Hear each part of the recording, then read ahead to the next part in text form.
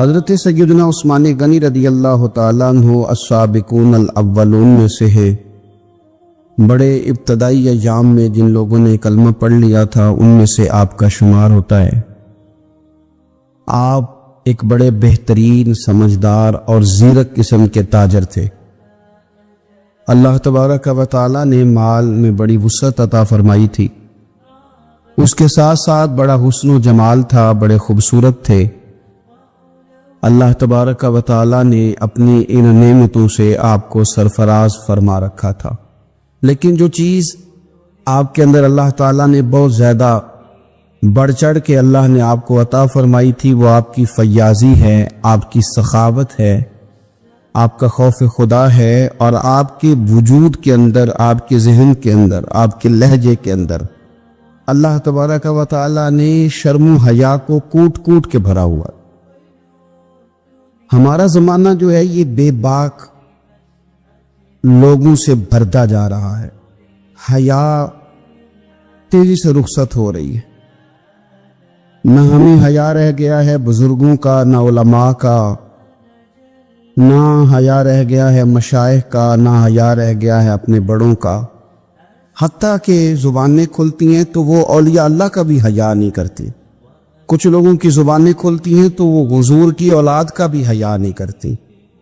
معاذ اللہ کچھ ایسے بھی ہیں جو نبی پاک کے صحابہ کا بھی حیا نہیں کرتے۔ حضرت سیدنا عثمان غنی رضی اللہ تعالیٰ عنہ پیکرے شرم و حیا تھے، پیکرے شرم و حیا۔ آپ فرمایا کرتے تھے کہ جب سے میں نے حضور سید عالم علیہ السلام کے چہرہ نور کی زیارت کی ہے، میں نے کبھی اپنی شرمگاہ کو بھی نہیں دیکھا، اور جب سے میں نے یہ اپنا ہاتھ حضور کے دست اقدس میں دیا ہے، میں نے یہ سیدھا ہاتھ کبھی گندگی کو نہیں لگایا۔ آپ نے اپنی زندگی شرم و حیا کے اندر ڈھل کے گزاری۔ ہمارے ہاں لوگوں کے اندر مال و دولت آتا ہے نا، آج کل کے زمانے کی بات کر رہا ہوں، تو لوگ من چاہی زندگی گزارنا چاہتے ہیں۔ وہ کہتے ہیں اب میں اپنی ساری خواہشات کو پورا کروں گا۔ پیسہ جو جیب میں، مفت کا اعتماد دلاتا ہے پیسہ۔ پیسہ آدمی کے اندر کچھ ایسی قوتیں پیدا کرتا ہے کہ وہ نہ چاہتے ہوئے بھی کچھ ایسے کام کر جاتا ہے۔ اس کے ذہن میں سودا سما جاتا ہے کہ میری جیب میں پیسے ہیں، مفت کا اعتماد ہے۔ جو ان کے اپنے ہوتے ہیں ان سے لوگ دور نکل جاتے ہیں، رشتہ داروں سے، دوستوں سے، احباب سے، پرانے لوگوں سے کٹ جاتے ہیں، جیب میں پیسہ جو آ جاتا ہے۔ لیکن مصنف ابن ابی شیبہ میں بڑا ہی خوبصورت انداز حضرت عثمان غنی کے بارے میں موجود ہے۔ فرمایا صحابہ نے کہ حضرت عثمان غنی کو اللہ نے گرچہ مال بڑا دیا تھا، لیکن وہ سب سے بڑھ کر اپنی شرمگاہ کی حفاظت کرنے والے تھے، اور سب سے بڑھ کر اپنے رشتہ داروں کے ساتھ صلہ رحمی کرنے والے۔ بھلایا نہیں کسی چیز کو، انہوں نے اپنے آپ کو شرم و حیا میں ڈھال کے رکھا۔ حضرت عثمان غنی رضی اللہ تعالیٰ عنہ کے بارے میں کسی نے بڑے خوبصورت جملہ کہا ہے، اس نے کہا ہے جب بھی کوئی شرم و حیا پہ دیوان لکھے گا تو لازم ہے کہ وہ سیرت عثمان لکھے گا۔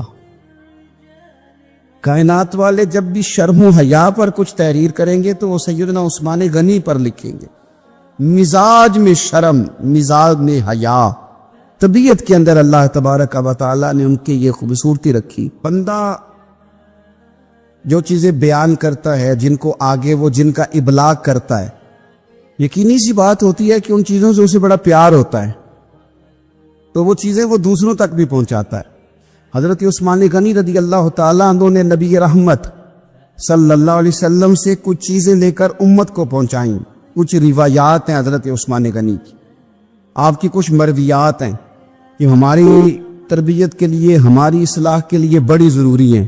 پہلی بات حضرت عثمان غنی رضی اللہ تعالیٰ عنہ ہم تک پہنچاتے ہیں، فرماتے ہیں میں نے رسول پاک صلی اللہ تعالیٰ علیہ وسلم سے اپنے کانوں سے سنا ہے، میرے کریم نے فرمایا تھا جو اس بات کا یقین رکھتا ہو کہ نماز برحق اور واجب ہے، فرمایا رب اس بندے کو جنت میں داخل فرمائے گا۔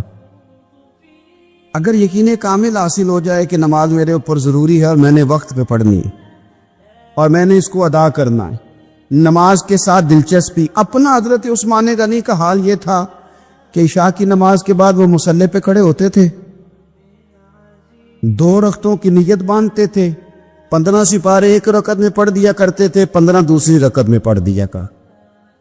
لوگوں کی توجہ دلا رہے ہیں عبادت پہ۔ حضرت سیدنا عمر فاروق رضی اللہ تعالیٰ عنہ کا وصال ہو گیا۔ حضرت عثمان غنی رضی اللہ تعالیٰ عنہ بعد میں جب امیر المومنین بنے تو آپ نے حضرت عمر کی ایک بیوہ کے ساتھ نکاح کیا۔ تو وہ خاتون عرض کرنے لگی کہ آپ نے میرے ساتھ نکاح کیا ہے، میں تو اب بڑھاپے کی حالت میں ہوں، کوئی خدمت نہیں کر سکتی، میرے ساتھ نکاح کرنا۔ تو حضرت عثمان غنی فرمانے لگے میں نے کسی ضرورت کے تحت نکاح نہیں کیا، میں نے مسجد میں تو عمر فاروق کو دیکھا ہے، حرم کعبہ میں بھی دیکھا ہے، میدان جہاد میں بھی دیکھا ہے، میں تم سے نکاح اس لیے کیا ہے کہ مجھے بتاؤ عمر اپنے گھر کی 4 دیواری کے اندر اپنے رب کو کیسے راضی کیا کرتے۔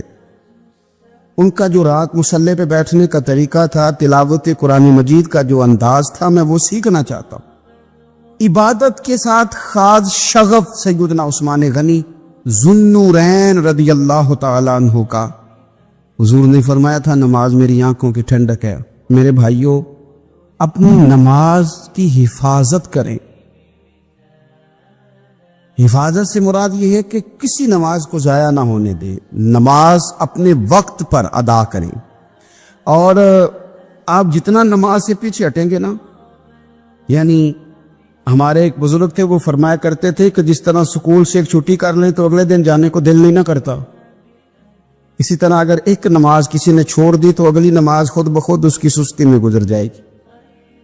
آپ جتنا نماز کے قریب جاؤ گے، جتنا اس سے محبت کرو گے، اتنا نماز کی طرف آپ کی توجہ بڑھ جائے۔ اللہ تبارک و تعالیٰ نے مسلمان کو زندگی میں بھی بڑا اعزاز دیا ہے، مومن کی بڑی شان ہے، مومن کا بڑا مقام ہے۔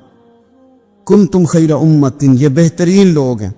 دنیا میں بھی مومن کا بڑا مقام ہے، اور مومن جب دنیا سے چلا جائے تو بھی اس کو ردی اور کوڑا سمجھ کر جلایا نہیں جاتا، بلکہ مومن کا اعزاز ہے کہ اس کو غسل دیا جاتا ہے۔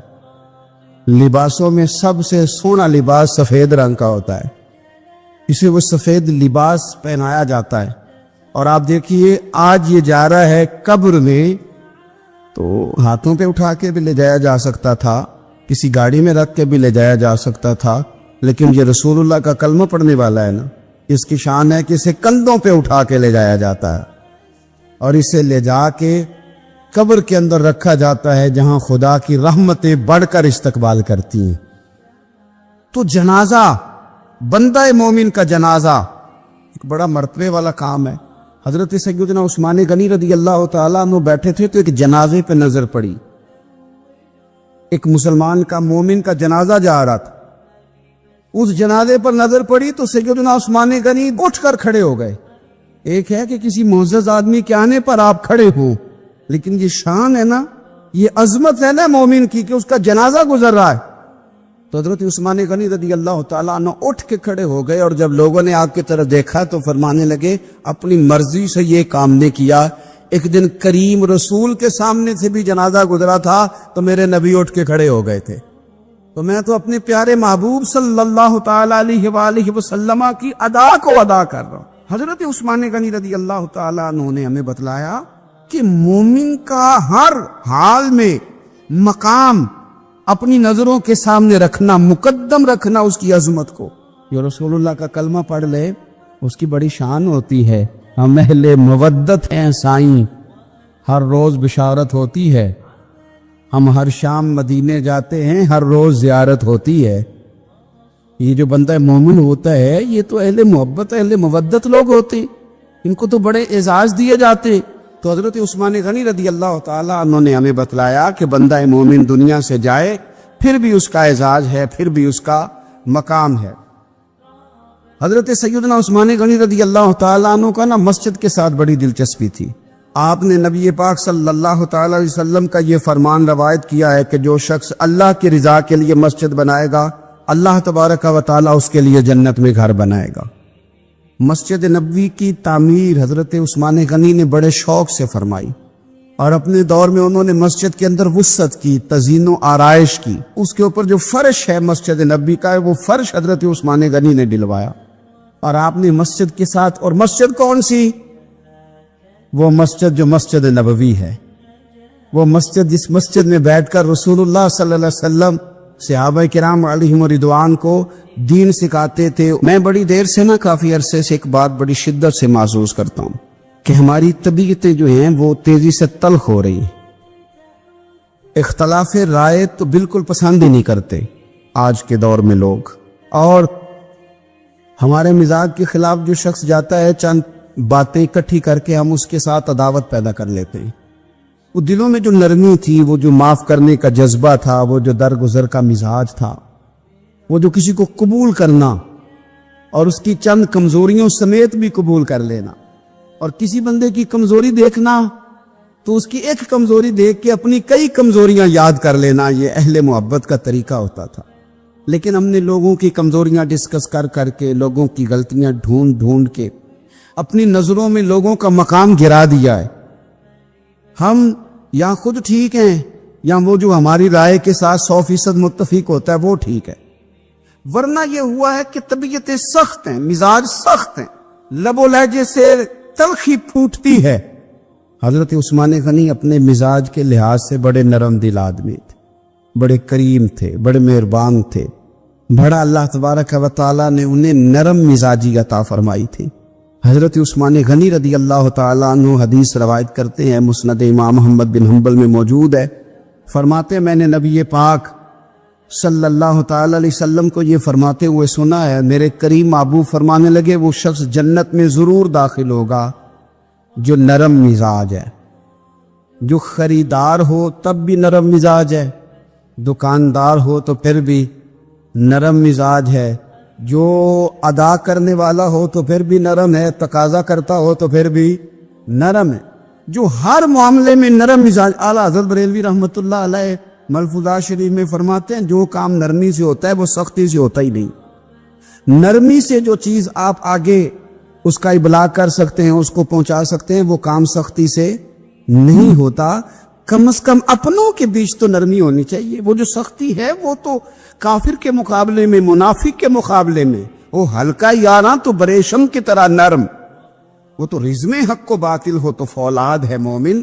تو حضرت عثمان غنی رضی اللہ تعالیٰ عنہ ہمیں یہ سبق پڑھاتے ہیں کہ اپنے مزاجوں میں نرمی لائی جائے، اپنی طبیعتوں کو ہمیشہ نرم کرنے کی کوشش کی جائے. حقوق العباد کا معاملہ ہمیشہ سے سخت ہے، اور ہم حقوق العباد کے معاملے میں بڑے خود غرض ہے.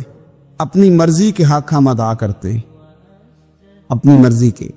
حقوق العباد سے مراد بندوں کے حقوق ہے، ایک دو رشتوں کے حقوق نہیں. اور یہ حقوق ہمارے اوپر عائد کس نے کیے ہیں؟ اللہ تعالیٰ نے. آپ اپنے بچوں کے حقوق ادا کرتے کرتے کسی غریب کے حق پہ ڈاکہ نہیں ڈال سکتے. آپ اپنے ماں باپ کا حق ادا کرتے کرتے کسی کا حق کینچی لگا کے کاٹ نہیں سکتے.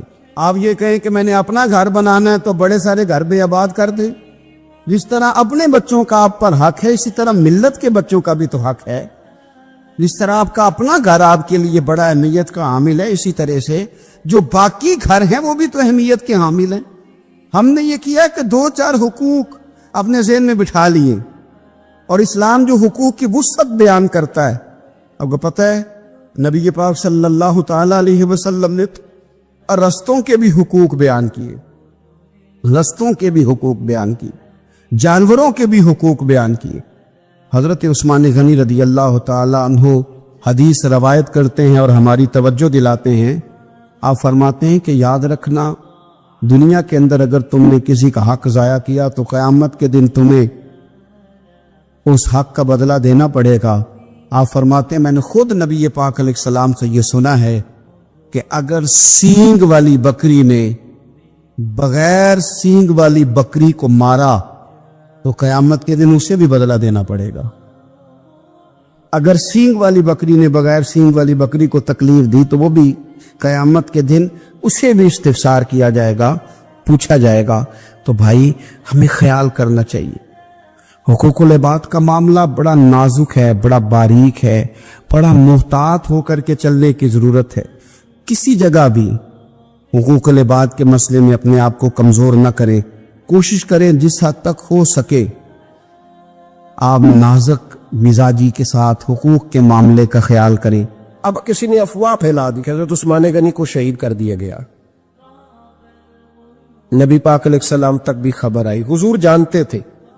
ہمارا دل نہیں کرتا کوئی انتشاری بات کرنے کو، لیکن جب لوگ کرتے ہیں تو پھر دل کو تکلیف ہوتی ہے. اب یہاں سب نے لکھا ہے کہ نبی پاک صلی اللہ علیہ وسلم کو خبر ملی، حضور پریشان ہوئے، صحابہ کو مشورے کے لیے بھی بلایا، بیعت رضوان بھی ہوئی. اگر علم غیب ہوتا،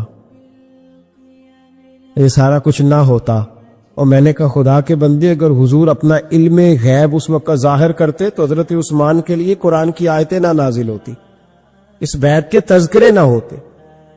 ہر بات پہ لوگ معاذ اللہ تعالی. اب دیکھیے نا یہاں یہ جملہ چھوڑنے کی کیا ضرورت ہے؟ تم قوم کو کیا دے رہے ہو؟ لوگوں کو کیا بتا رہے ہو کہ نبی پاک علیہ السلام اندھیرے میں بیٹھ کے فیصلے کر رہے تھے؟ کیا بتا رہے؟ آج انٹیلیجنس کی رپورٹس بتا دیتی ہیں کہ وہ فلاں کس طرح کا ماحول ہے اور آپ نے کس طرح کرنا ہے، تو تمہیں اپنی خفیہ ایجنسیوں کے مطابق تم فیصلہ کرو تو کہتے ہو ہم بھئی اندھیرے میں فیصلہ نہیں کر رہے، ہمیں رپورٹ ہے تو فیصلہ کر رہے. اور نبی پاک علیہ السلام کے بارے میں تم لوگوں کو یہ بتا رہے ہو کہ حضور اندھیرے میں فیصلہ کر دیتے تھے، پتہ ہی نہیں تھا. کس طرح کی بات کرتے ہو؟ میرے محبوب پاک علیہ الصلوۃ والسلام فرماتے ہیں کہ اللہ تبارک و تعالیٰ نے مجھے اس طرح کا علم عطا فرمایا ہے کہ جو تمہارے ذہن میں ہو مجھ سے پوچھو، میں فوراً تمہیں جواب دوں گا. لیکن لوگ اڑ گئے ہیں، کیا کیا جائے؟ اور عجیب فلسفہ ہے. یہاں بھی گرہ لگا دی، پتہ ہوتا تو یہ سارا. اور میں نے کہا خدا کے بندے اگر یہ سارا کچھ نہ ہوتا تو پھر یہ آیتیں کیسے نازل ہوتی؟ پھر صبح قیامت تک حضرت عثمان غنی کی عظمتوں کا کیسے پتہ چلتا؟ جب خبر ملی نا کہ حضرت عثمان غنی کو شہید کر دیا گیا تو حضور نے صحابہ کو بلایا، فرمایا آؤ میری بیعت کرو. حالانکہ بیعت پہلے ہو چکی، آؤ دوبارہ بیعت کرو. یا رسول اللہ کس چیز کی بیعت کرنی ہے؟ تو نبی پاک نے فرمایا میرے ہاتھ پہ بیعت کرو کہ ہم عثمان غنی کے خون کا بدلہ لیے بغیر یہاں سے جائیں گے نہیں. ہم عثمان کے خون کا بدلہ لیے بغیر یہاں سے جائیں گے. اور حوالہ کسی نے دیکھنا ہو علامہ اسماعیل حقی کا تو میں دکھاؤں گا. جس شخص نے دوڑ کر سب سے پہلے نبی پاک کی بیعت کی وہ مولا علی شیر خدا تھے.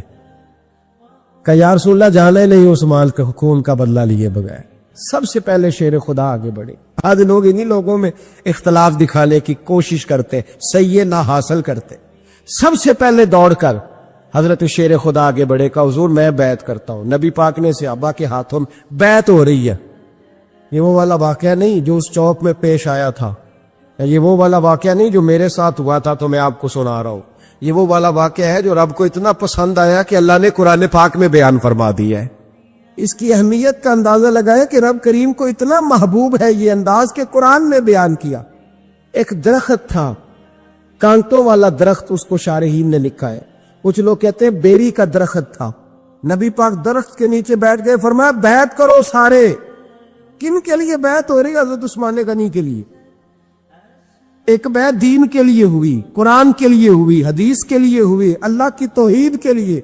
اور آج نئے سرے سے بیعت ہو رہی ہے. کس کے لیے؟ بول کے بتائیے. حضرت سیدنا عثمان غنی رضی اللہ تعالیٰ عنہ، اس شخص کی عظمت کا کوئی اندازہ کر سکتا جن کے لیے نبی پاک نے خاص کر کے تخصیص کر کے ایز اے اسپیشل بیعت لی. اور صحابہ نے جب بیعت کی تو اللہ کو اتنی پسند آئی کہ قرآن مجید کی سورہ فتح کی آیت نمبر 18 میں بیان کیا. فرمایا لقد رضی اللہ عن المؤمنین اذ یبایعونک تحت الشجرہ.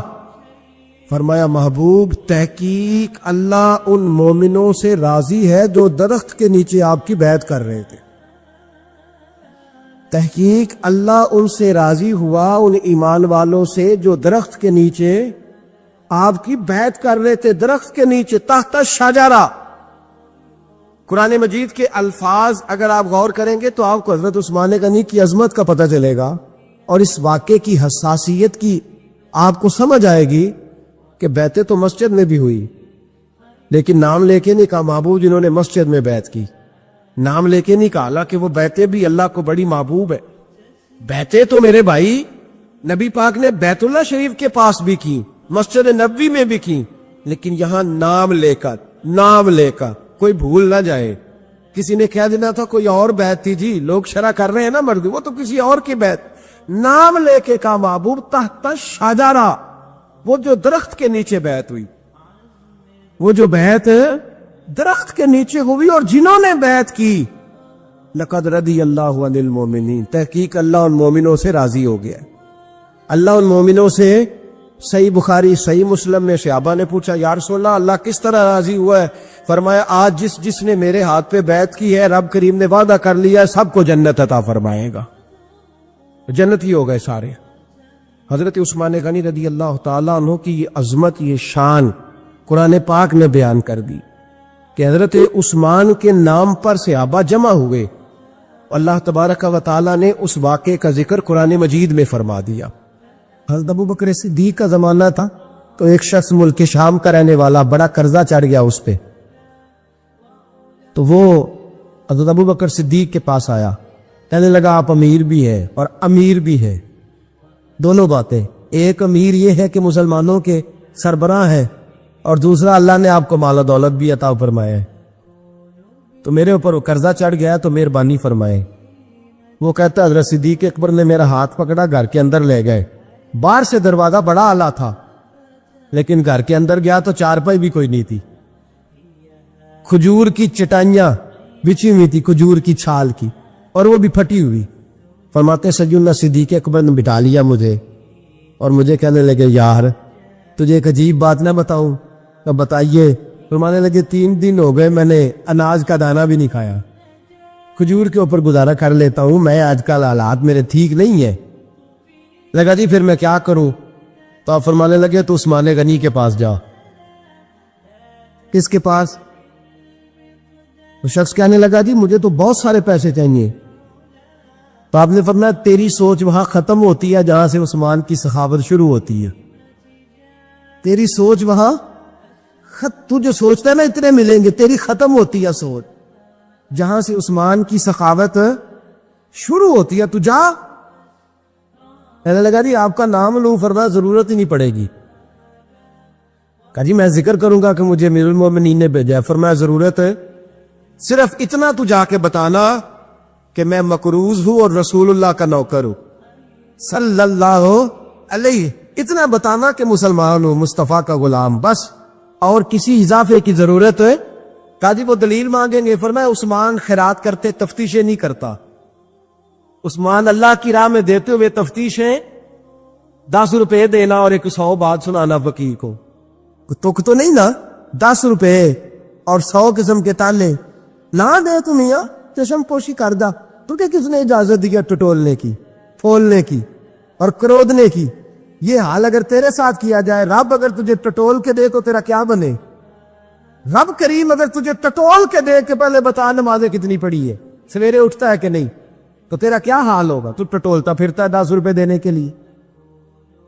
حضرت عثمان غنی کی عادت نہیں، وہ شخص کہتا ہے میں چلا گیا، پوچھتا پچھاتا دروازے پہ پہنچا، دروازے پہ دستک دی تو حضرت عثمان غنی کے اندر سے بولنے کی آواز ہے، اپنے بچوں کو ڈانٹ رہے ہیں، کہتے ہیں یار تم لوگ شہد کے اندر، دودھ کے اندر شہد ملا کے پیتے ہو، خرچہ تھوڑا کم کرو، اتنا خرچہ تم نے بڑھا دیا ہے، تم دودھ کے اندر دودھ بھی میٹھا شہد بھی میٹھا، ایک چیز کھا لو، کو بیمار ہو 2 چیزیں استعمال کرتے ہو۔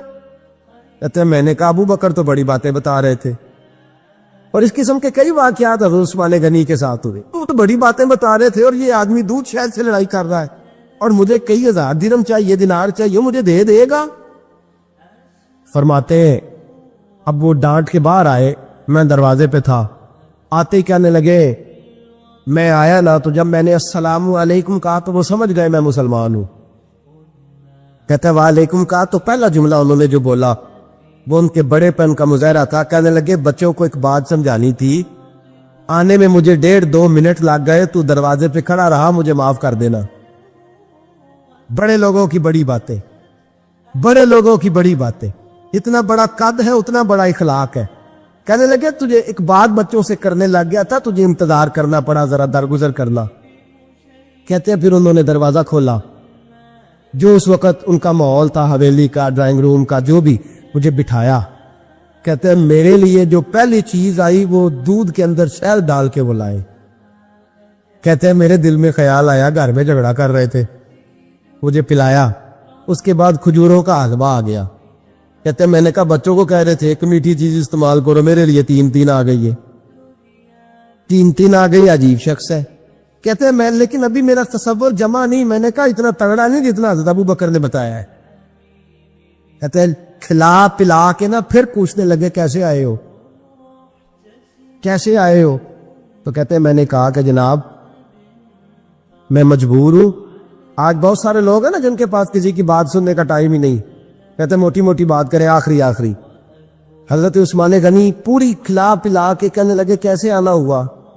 کہتے ہیں میں نے کہا جی میں مسلمان ہوں, ملک کے شام کے مضافات کے ایک گاؤں کا رہنے والا ہوں. کچھ کاروباری مشکلات آئی تو میں مقروض ہو گیا, میرے اوپر قرضہ ہے, مجھے کچھ پیسوں کی حاجت ہے.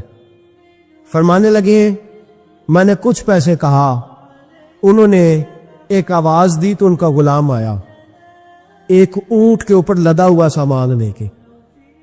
اس کے اوپر اونٹ کے اوپر کہتا مجھے 3000 اشرفیوں کی ضرورت تھی, میں نے بتایا نہیں 3000 چاہیے. اونٹ آیا تو حضرت عثمان غنی کہنے لگے اس اونٹ پر تیرے لیے تیرے گھر والوں کے لیے میں نے کپڑے بھی رکھوا دیے, کھانا بھی رکھوا دیا اور 6000 اشرفیاں بھی رکھوا دیے. تو پیدل آیا ہے تو اب اونٹ لے کے جا. کہتے میں نے کہا حضور اونٹ واپس کون کرنے آئے گا؟ کہنے لگے واپس کرنے کے لیے دیا ہی نہیں تو تحفہ ہے تو لے جا. کہتے میں کہاں سے چلا تھا ڈھونڈتا اور مدینے میں آیا, اور جب مدینے میں آیا تو پھر اللہ نے جھولی بھر کے عطا فرمایا.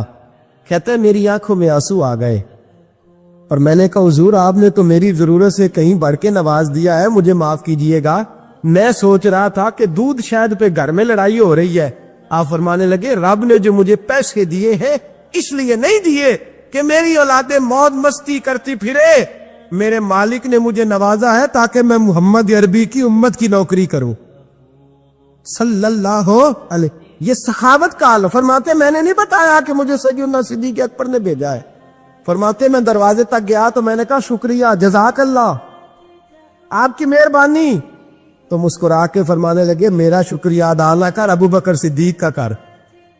میرا نے شکریہ ادا کر, شکریہ ابو بکر صدیق کا جس نے تجھے یہ رستہ دکھایا ہے. فرماتے میں نے کہا حضور آپ فرمایا جاؤ جاؤ جاؤ تمہارا کام ہو گیا نا, تفصیلات میں نہ جاؤ. یہ شان صحابت سیدنا عثمان غنی. نبی پاک نے اعلان فرمایا جیش اسرا کے لیے مال کی ضرورت ہے, مال دو بھائی.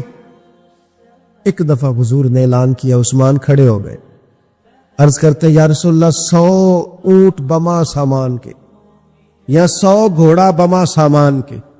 بیٹھ گئے. پھر کریم نے اعلان کیا مال کی ضرورت ہے. عثمان پھر اٹھ کے کھڑے ہو گئے. یہ سیدنا عثمان غنی کا پیار ہے. پھر اٹھ کے حضور میرا 100 اور کر رہے.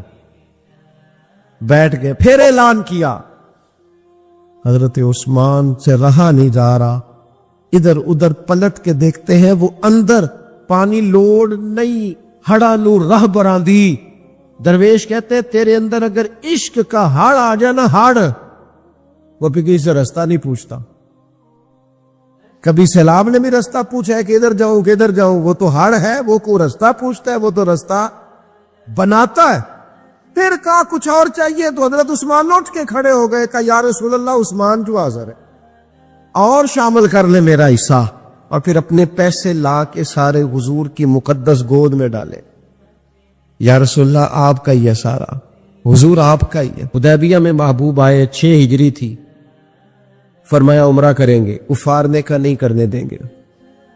بات جب بڑھنے لگی تو سرکار نے حدیبیہ پہ قیام کیا اور 1400 صحابہ میں سے اپنی نمائندگی کے لیے جب مکے والوں کے پاس بھیجنے کی باری آئی تو حضور نے سیدنا عثمان غنی کا انتخاب فرمایا. ورنہ عثمان جاؤ ان سے بات چیت کر. سمجھدار بڑے تھے نا, بردبار تھے, سیانے بندے تھے, حلیم الطبع. اور ویسے بھی ہر پھول کی اپنی خوشبو ہوتی ہے.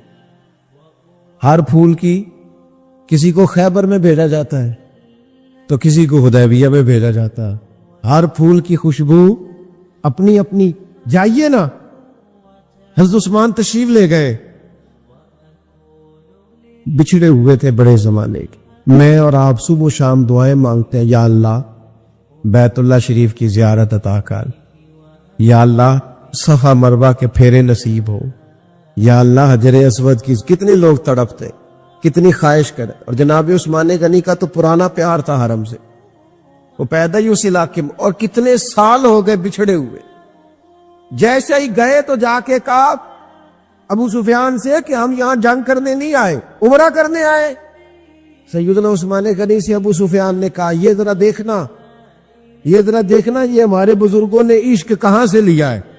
حضرت عثمان غنی سے ابو سفیان کہنے لگے وہ سامنے بیت اللہ شریف ہے، طواف کرنا ہے تو کر لو، وہ صفا مروہ ہے آپ نے صحیح کرنی ہے تو کر لو، وہ حجر اسود ہے چومنا ہے تو چوم لو، وہ آب زمزم ہے پینا تو پی لو، لیکن ہم تمہارے نبی پاک کو نہیں یہ کرنے دیں گے۔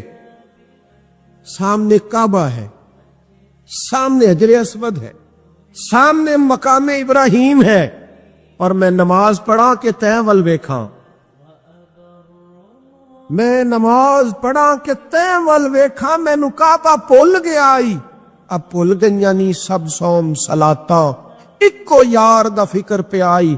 حضرت عثمان کہنے لگے کعبے کا طواف اور محبوب کے بغیر، صفا مروہ کے چکر اور محبوب کے بغیر، نبی پاک کے بغیر؟ فرمایا نام ہی اسی محبوب کے ساتھ طواف کروں گا جس نے کعبے کا رستہ دکھایا ہے، انہی کے ساتھ صفا مروہ ہوگا جنہوں نے اس کا حسن بتایا ہے، جنہوں نے نماز پڑھا کہ میں تیں ول ویکھا مینو کعبہ بھول گیا آئی، اب ایکھنا بھول گئیاں نی سب صوم صلاتاں، ایک کو یار دا۔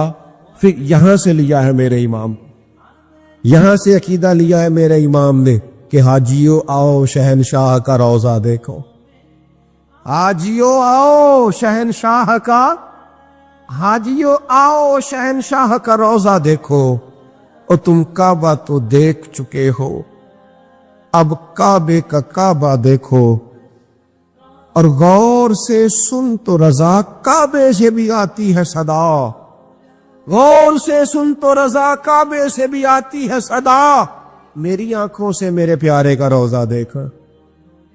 میرے نبی پاک علیہ الصلوۃ والسلام کے غلام نے کا نام بھئی طواف اور حضور کے بغیر، طواف اور نبی پاک کے بغیر، نہ سوال ہی نہیں پیدا ہوتا۔ ادھر ایک شخص نے بول کے کہا حضور عثمان تو بڑی موج میں ہو گئے، ہم تو تڑپ گئے مکے کی یاد میں، عثمان تو بڑی موج میں طواف کرتے ہوں گے، صحیح کرتے ہوں گے۔ محبوب نے پلٹ کے دیکھا، فرمایا وہ میرا عثمان ہے۔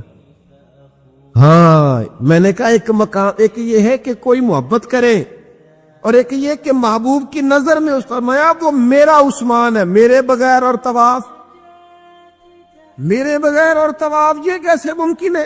سوال ہی نہیں پیدا ہوتا۔ سیدنا عثمان غنی خبر پھیل گئی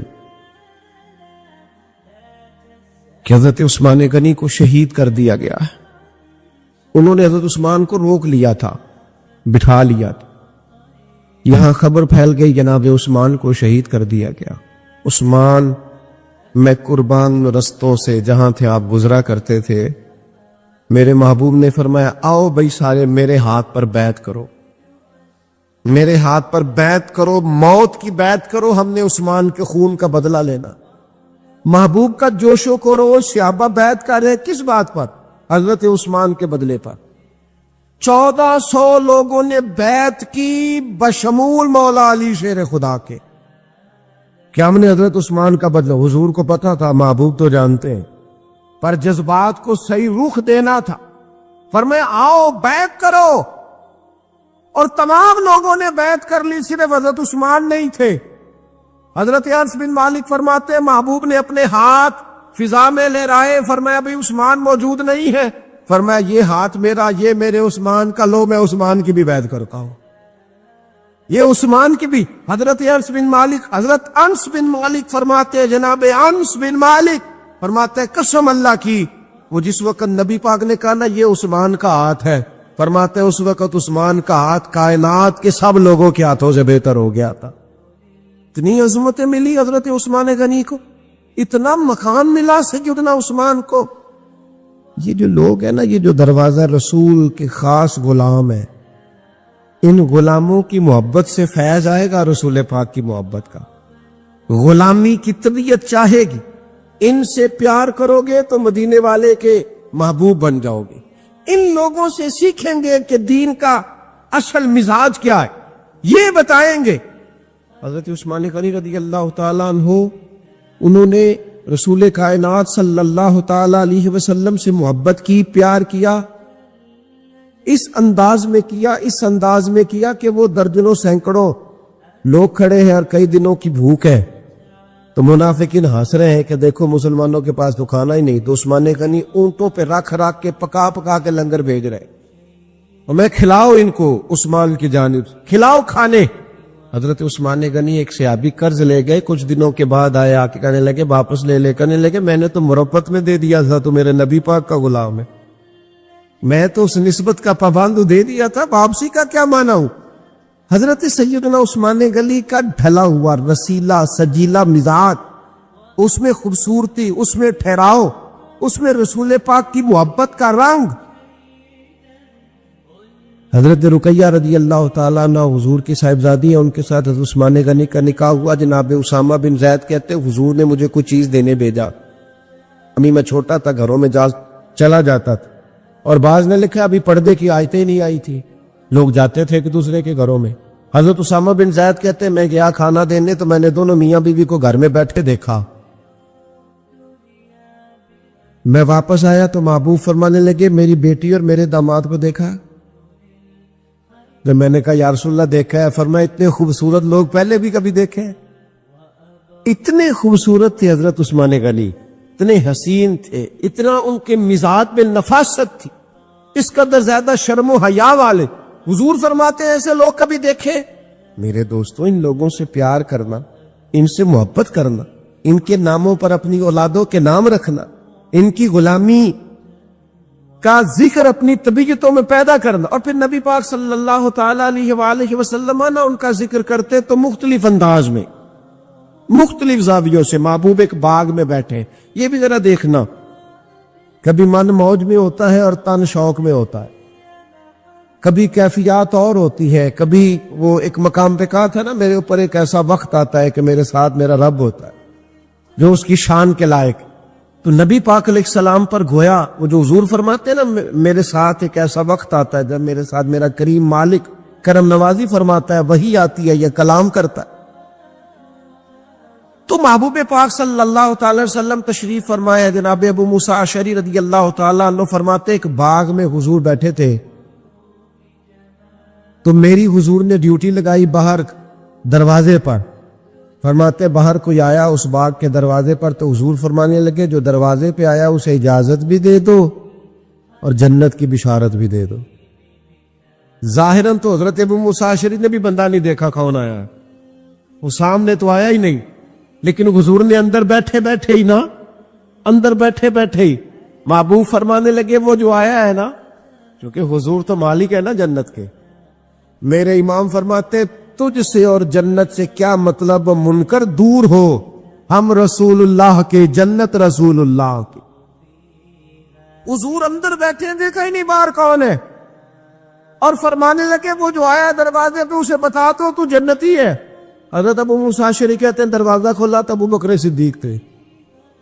یہ دیکھو کن کے نام جنت الاٹ ہوتی ہے، اور بار بار انہی کا قرآن نکل آتا ہے، انہی کے تذکرے ہونے لگتے ہیں، انہی کا ذکر۔ سیدنا صدیق اکبر فرماتے ہیں تھوڑی دیر کے بعد پھر کوئی دروازے پہ آیا، حضور فرمانے لگے اسے اجازت بھی دے دو اور جنت کی بشارت بھی دے دو۔ یہ سیاستہ میں حدیث موجود، فرماتے ہیں میں جو گیا دروازہ کھولا تو دروازے پہ فاروق اعظم تھے۔ سیدنا ابو موسیٰ اشعری کہتے ہیں دروازے پہ دستک ہوئی تو میرا پھر نہ دھیان لبہائے مبارکہ کی طرف ہی تھا، وہ زبان جس کو سب کن کی کنجی کہیں، جس کو سب کن کی کنجی کہے، اس کی نافذ حکومت پہ لاکھوں سلام۔ پھر دروازے پہ دستک ہوئی تو کریم فرمانے لگے دروازہ کھولو اور اس بندے سے کہو تم پر آزمائش بھی آئے گی، پر یہ بتا دو تو ہے جنتی، تمہیں آزمائشیں دیکھنی پڑیں گی، تکلیفیں آئیں گی، فتنے آئیں۔ کہتے ہیں میں دروازے پہ گیا تو سیدنا عثمان غنی موجود۔ میرے دوستو ان لوگوں کے بارے میں کبھی تشکیک کا شکار نہ ہونا، کسی شرارت کرنے والے کی شرارت کے پیچھے نہ چلنا۔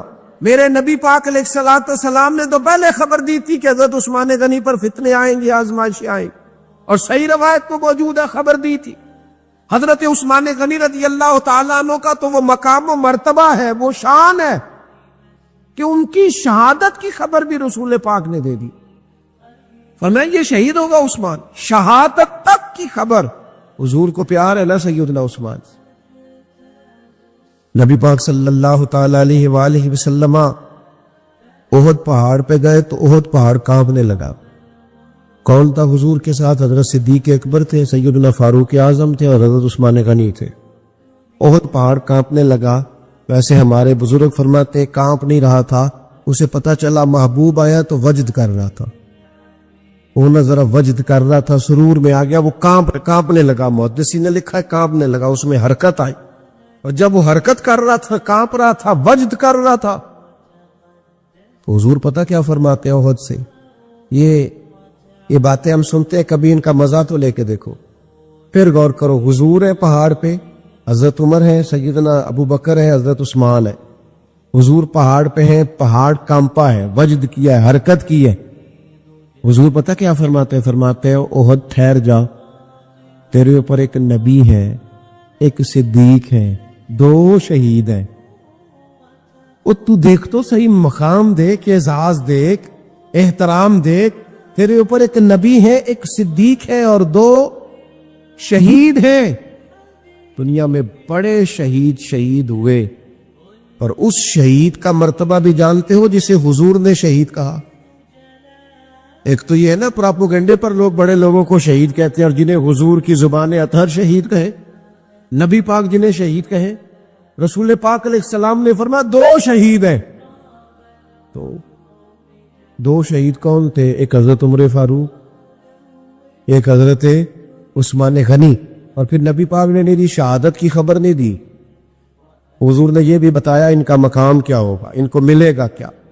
اللہ کے حبیب صلی اللہ تعالی علیہ وسلم فرمانے لگے ایک تو شہادت ہے، اور شہید کو جنتی، اور صحابی ویسے ہی جنتی، اور پھر عشرہ مبشرہ، اور پھر خلفائے راشدین، اور پھر سیدنا عثمان غنی، اور پھر شہادت کا اعزاز. یہ ساری نسبتیں تو اپنی جگہ، لیکن رسول کریم صلی اللہ تعالی علیہ وسلم ارشاد فرمانے لگے ہر نبی کا کوئی نہ کوئی رفیق ہوتا ہے، اور فرمایا میرا رفیق عثمان غنی ہے، وہ بھی جنت میں. یہ جنت میں میرے رفیق ہوں گے، میرے ساتھ ہوں گے سیدنا عثمان غنی رضی اللہ تعالیٰ عنہ. رسول اللہ صلی اللہ علیہ وسلم نے ان کی عظمتوں کو بیان کیا. ان کا جو حضور کے ساتھ غلامی کا رشتہ ہے، جو نبی پاک علیہ السلام کے ساتھ وفا کا رشتہ ہے، ہر مقام پر، ہر موقع پر، جس طرح سیدنا عثمان غنی اپنی خدمات لے کے حاضر ہیں، پیش ہیں، ہر جگہ موجود ہیں، حضور کا ان پر اعتماد ہے. نفسیاتی طور پر ہم بڑے ڈسٹرب اس لیے ہیں کہ ہم بے سکون رہتے ہیں جان بوجھ کے، وجہ ہی کوئی نہیں. لیکن جب تک زندگی ہے اللہ نے زندہ رکھنا ہے، اور جب وقت آ جانا ہے تو پھر کوئی ہمیں بچا سکتا. تو ٹینشن کس بات کی، ڈپریشن کس بات کا ہے؟ ایک بات. دوسری بات یہ کہ دوسروں کی نفسیات کا بھی تھوڑا تھوڑا خیال کریں. ہم پتہ کیا چاہتے ہیں؟ سارے میرے مطابق چلیں، پھر نفسیاتی مسائل پیدا ہوتے ہیں. میرے ساتھ اگر 100 بندہ پیار کرتا ہے تو ان کے مطالبے الگ الگ ہیں. کوئی کہتا ہے جناب کو پیار ہی کرنا چاہیے، ہر ایک سے مسکرا کے ملنا چاہیے. کوئی کہتا ہے حضرت صاحب اتنا بھی پیار کریں تو لوگ نگل جاتے ہیں، تھوڑی ڈنڈی پٹی بھی ہونی چاہیے. دونوں قسم کے لوگ ہیں نا. نہیں، ایک وہ شخص ہے جو کہتا ہے اتنا بڑا مجمع ہے تو 2 سیکیورٹی گارڈ بھی ہونے چاہیے. تیسرا کہتا ہے جی عجیب عجیب لگتا ہے، گارڈ رکھے ہوں کسی بندے نے، کسی بڑے آدمی. تو یہ ہر بندے کا مطالبہ. اب آپ نے کیا کرنا ہے؟ آپ نے لوگوں کے مزاج کی رعایت کرنی ہے. جہاں تک آپ پیار کر سکے آپ نے کرنا ہے، جہاں تک محبت کر سکے آپ نے محبت. نبی پاک نا بچوں کے مزاج کا خیال کرتے، چھوٹے بچوں. حضور پاس سے گزرتے تو فرماتے السلام علیکم. ایک بچے نے نا حضور کے کپڑوں پر پیشاب کر دیا تھا، اس کی ماں پریشان ہو گئی. بخاری ہے. یا رسول اللہ وہ بچہ تھا پتہ نہیں چلا. تو نبی پاک فرمانے لگے کیا ہو گیا؟ وہ بچہ ہے، اللہ نے پانی پیدا کیا نا، ابھی اس پہ پانی بہائیں گے سب ٹھیک ہو جائے گا. وہ بچہ ہے. لیکن حاجی صاحب گھر میں بگڑ جاتے ہیں، پوتا اگر پیشاب کر دے کہتے ہیں میں نماز پڑھنی ہوں، وہ بگڑ جاتے. پیر صاحب بگڑ جاتے اس بات پہ، علامہ صاحب بگڑ جاتے. شیخ صاحب کہتے ہیں پتہ ہی نہیں بچے نے پیشاب کر دیا. حضور نے فرمایا کہ بچہ بچہ ہوتا ہے، وہ چھوٹا ہے، اس کا ایک مزاج ہے، اس کا ایک مطالبہ ہے. اب آپ یہ کہیں کہ وہ بڑا مجھے پاک صاف سمجھتا ہے تو اس رویے سے میرے ساتھ وہ ملاقات کرے، آپ اس کے مزاج کی رعایت کریں گے۔ نبی کریم کے غلام کے بیٹے ہیں حضرت اسامہ بن زید، نواسوں کی بات نہیں سنا رہا، زید بن حارثہ حضور کے غلام تھے، ان کے بیٹے ہیں، چھوٹی عمر تھی، ناک بہ رہا تھا۔ ویسے دادا جی ناک صاف کر دیتے ہیں پوتے کا؟ ہو سکتا ہے وہ ڈانٹ دیں کہ چل دوڑ جا، کتنا گندا، اماں سے کہتے ہیں ناک صاف کرے، چل نلائق، نانا بھی کہتے ہیں بھاگ جا، کیونکہ وہ حاجی صاحب نے وضو کرنا ہے، نماز پڑھنی ہے، تو ان کے قریب یہ چیز آگے تو بڑا مسئلہ بن جائے گا۔ نبی کریم صلی اللہ علیہ وسلم نے کہا عائشہ اسامہ کے ناک بہ رہی ہے، صاف کر دو۔ حضرت عائشہ کہتی ہے میں ذرا اٹھی کو کپڑا دیکھ لو تو حضور جلدی سے اٹھے۔ ایک روایت تو یہ کہ حضور نے ناک پوچھ دیا، اور دوسری میں کہ نبی پاک قریب پہنچ گئے۔ جناب عائشہ کہتے ہیں میں نے ہاتھ پکڑ لیا، میں نے کہا حضور کپڑا لینے گئی تھی، آ گئی۔ کہتے میں نے اپنے ہاتھوں سے ان کی ناک صاف کر دی، ریٹ صاف کر دیا۔ اللہ کے رسول گویا میری طرف دیکھ کے مسکرائے، حضور راضی ہوئے۔ بچے تو بچے ہوتے ہیں، بچے تو بچے ہوتے ہیں۔ اب آپ کو بچہ حاجی صاحب مانے، پہلے نمازی صاحب مانے، آپ کو پہلے بچہ جو ہے وہ بڑا سیانہ مانے، سمجھدار مانے، عقل مند مانے، پیر صاحب مانے۔ چھوٹا بچہ تو وہ نہیں مان سکتا، آپ اس کی نفسیات کے مطابق اس کے ساتھ چلیں۔ اب رویہ وہ رکھیں کہ وہ بچہ ہے، وہ چھوٹا ہے، حضور بچوں کے پاس سے گزرتے تھے تو انہیں سلام کہتے تھے، آپ بھی کہتے ہیں، آج سے کہیں گے؟ حضور گزرتے چھوٹے کہتے السلام علیکم۔ اور نبی پاک صلی اللہ علیہ وسلم کبھی کبھی نا بچے کھیل رہے ہوتے تو حضور بیٹھ جاتے، فرماتے یار میرے سینے سے تو لگو۔